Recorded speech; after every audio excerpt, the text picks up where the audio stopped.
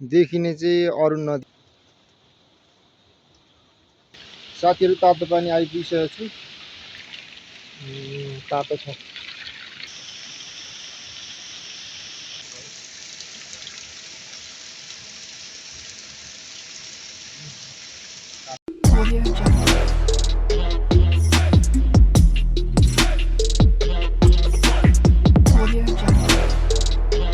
ल वेलकम छ हजुरहरूलाई फेरि पनि नवीन के राई ब्लगमा। आज चाहिँ 82 सालको भाइटिकाको भोलिपल्ट हो। आज रातभरि पानी परेको थियो अनि चिसो बढेको छ। आज चाहिँ म यही हटिया गाउँको नजिकै रहेको तातो पानी आउने धारा छ त्यहाँसम्मको यात्रा गर्दैछु। स्वीकारिदिनु होला। भिडियोलाई लास्टसम्म हेरिदिनु होला। कस्तो छ के छ म हजुरलाई देखाउनेछु। ल त जाउँ है त।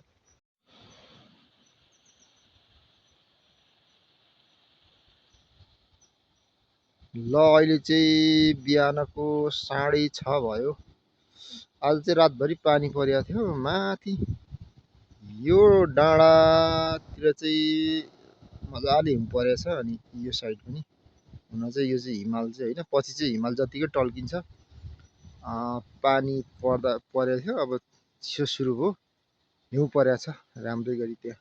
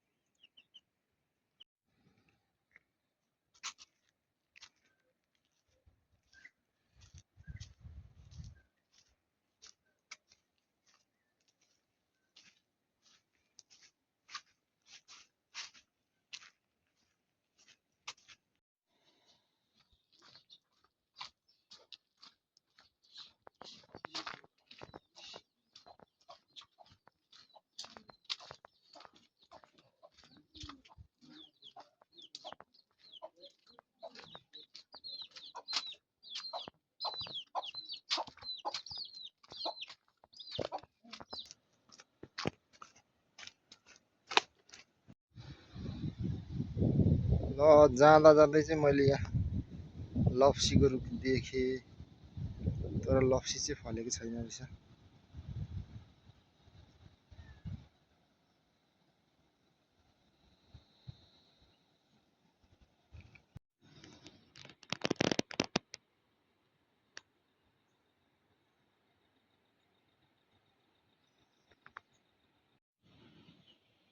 ल यो तल देखिने चाहिँ अरुण नदी है साथीहरू। अनि चाइना चाहिँ यतै पर्यो, यो यतातिर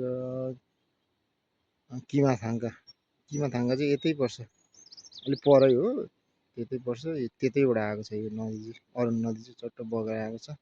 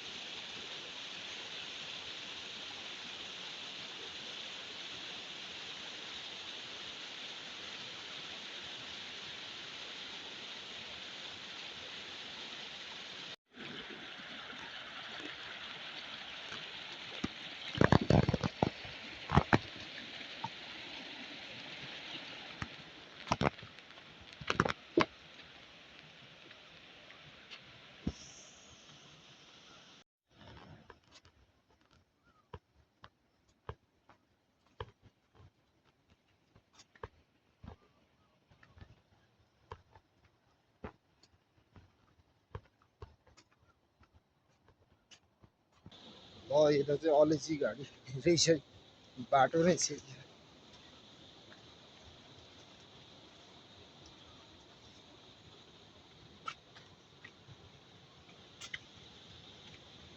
अब तातो पानी आइपुग्यो भन्दा पनि भयो, तर अब आइपुग्नेलाई चाहिँ यस्तै ओह्रालो छ है बाटो चाहिँ। सिडीहरू छ, बाटो त राम्रो छ। अब ठ्याक्कै पुग्ने चाहिँ तल गहिरोमा रहेछ, आइपुग्न लाग्यो।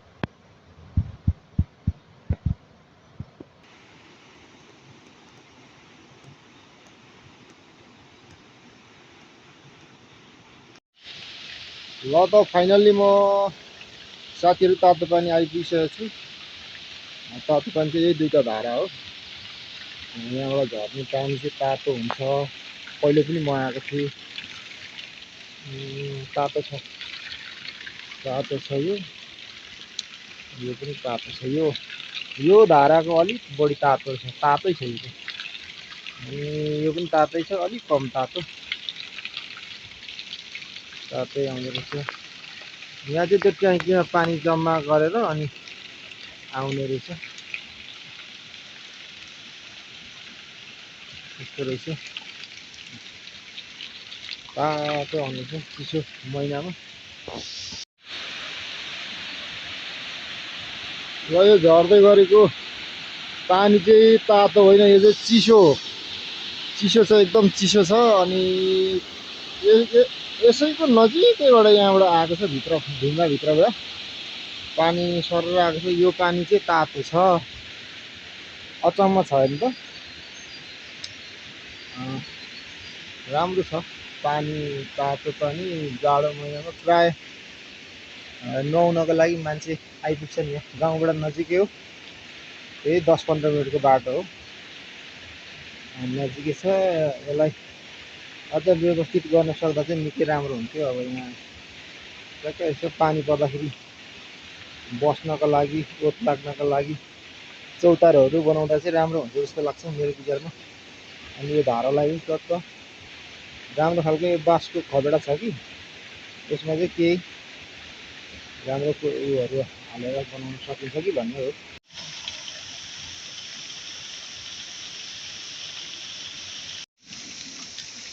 त यो चाहिँ यो तातो पानी भएको स्थान आउन चाहनुहुन्छ भने हजुरहरू चाहिँ शङ्खसभा जिल्लाको भोटखोला गाउँपालिकाको वार्ड नम्बर 3 हटिया भन्ने गाउँ छ, त्यसकै साइडमा छ, नजिकै। यहाँ आउनका लागि मान्छेहरू सबैले भनिदिइहाल्छ, राम्रो छ पानी, तातो आउने रहेछ।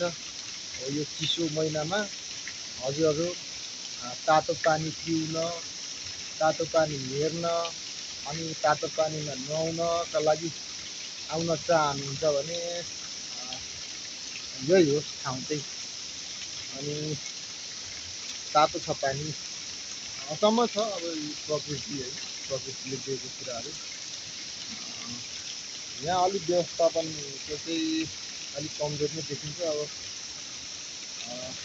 नुहाइधुवाइ गरेर साबुन स्याम्पूको खोल यत्तिकै जतै पनि फालिहाल्छ। अब मान्छे अझै पनि शिक्षित भइसकेको छैन। अब आफूले ल्याएको सामान चाहिँ फोहोरहरू चाहिँ आफैले लाँदा सफा गर्दा राम्रो, अरूले आएर कसरी गरिदिन्छ, आफैले त गरिँदैन होइन।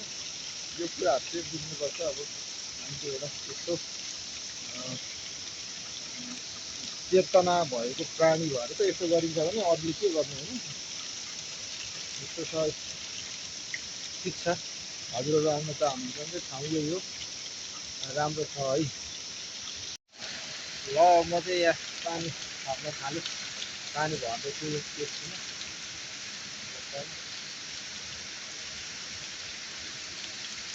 यो तातो पानी ग्यास्ट्रिक भगाउनु पर्यो।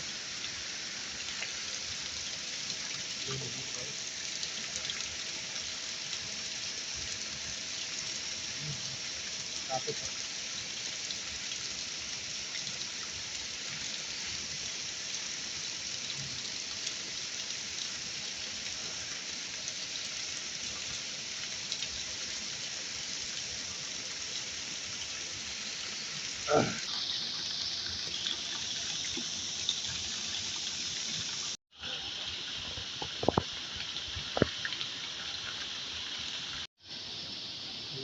मैले चाहिँ पानी पनि तातो पानी पिए पनि अनि त्यहाँबाट यो चाहिँ एक बोतल चाहिँ लगेर पनि जाँदैछु। सायद यसले काम गर्छ होला कि अब भित्र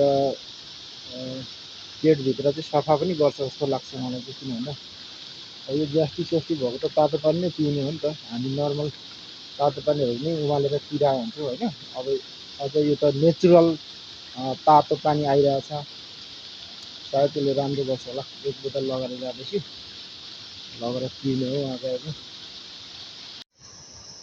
ल त साथीहरू, अब चाहिँ मेरो पनि फर्किने बेला भइसकेको छ। अहिले लास्टसम्म हजुरहरूले यो भिडियोलाई हेरेर सपोर्ट गरिदिनु भएकोमा हजुरहरूलाई पनि धेरै धेरै धन्यवाद भन्न चाहन्छु। अझै पनि आउँदो राम्रो राम्रो भिडियोहरू ल्याउने कोसिस गर्नेछु। अनि हजुरहरूले पनि मलाई लाइक सेयर कमेन्ट अनि सब्सक्राइब गरेर हेल्प गरिदिनु होला। अझै पनि अर्ग्यानिक भिडियोहरू ल्याउने कोसिस गर्नेछु। आजलाई चाहिँ यति नै भन्दै छुट्टु होला।